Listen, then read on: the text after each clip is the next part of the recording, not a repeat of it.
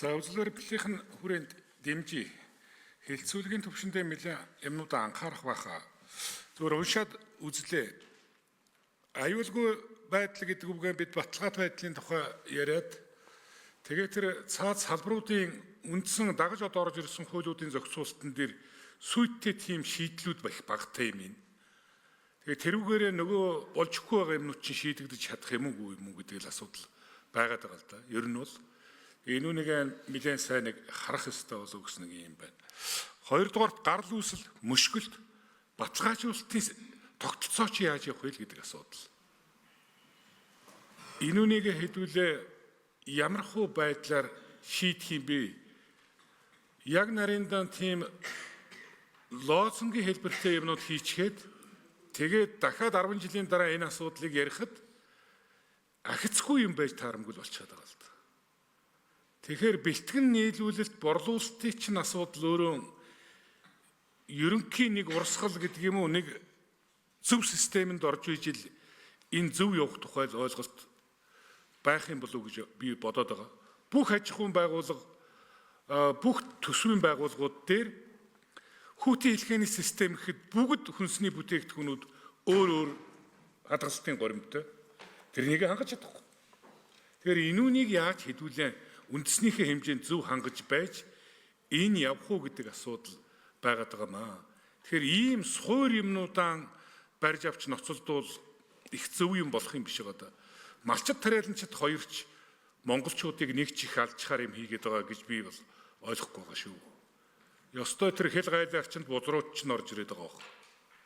Энүүнийгээд нэлээд сайн чангадах юм аа энэ дотроо нэлээд зөв оруулмаар л миний хувьд бол санагдаад байгаа.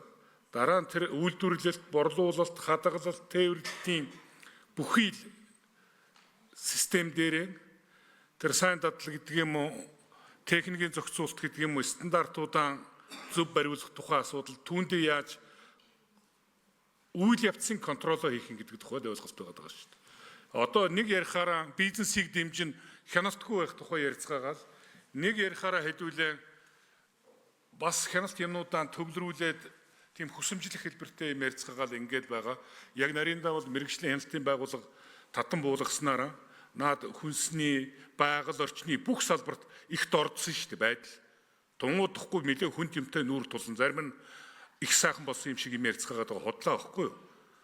Байдал нэлээд тийм төвөгтэй байгаа. Айлын хатвчинд байж байгаа нэг 2-3 хүн л байгаад байгаа шүү дээ. Наад хяналт тийш улсууд. Тэгээд тэр нь зөв юм уу би мэдэхгүй байгаа.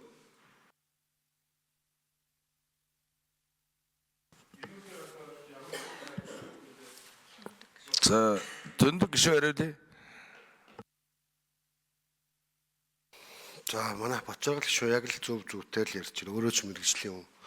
Тэгээд бас их хурал дээр бас ажлын хэсэг байга ороос гэсэн ажлаас их харж байгаа нөгөө 36 дугаар тогтоолтой холбоотой. Тэгэхээр хэдүүлээ энийг яаж цаашаа үр дүнд хүрсэн зөвтэй болох уу? Нэгэнт одоо яг түрүүний хэлдгээр энэ хуулинд ингээд нэмэлт өөрчлөлт оруулъя гэдээ оруулаад ирж байгаа юм чинь ажлын хэсэгтээ бөөнөрөө сайхан ороод ярилцаад нэлээ үр дүнтэй байх талаас нь ярилцмаар байна. Нэг хоёрт бол бас таны хэлж байгаа үнэ.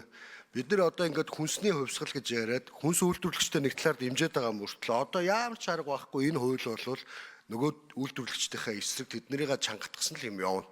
Ямар ч аргагүй. Гэхдээ одоо алийг болох ингэж амьдрах юм бэ? Бүгдээрээ энэ чинь олон улсын стандартууд нийцсэн зөв эрүүл хүнс хэрэгэлж сурмаар шүү дээ. Уламжилт дээр бол одоо ямар нэгэн буруутгагч зүйл байхгүй өчнөө мянган жил бид нарыг бас ингээд үдэж ирэхдээ аваад ирсэн. Энэ уламжилт мал аж ахуйн төр бас нэг учиргүй дайрмааргүй.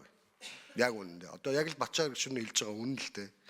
Арайч бас бид нэрээ үтийг үргээд ирсэн. Цаашаа нэг яахгүй. Зүгээр тэр янз бүрийн ивомикинч гэдэг юм уу, энэ пестицид гэдэг юм уу, эднэр дээр л бид нар хяналтаа тавиа явуучвал бусдаар бол дайжгүй л гэж харж байгаа.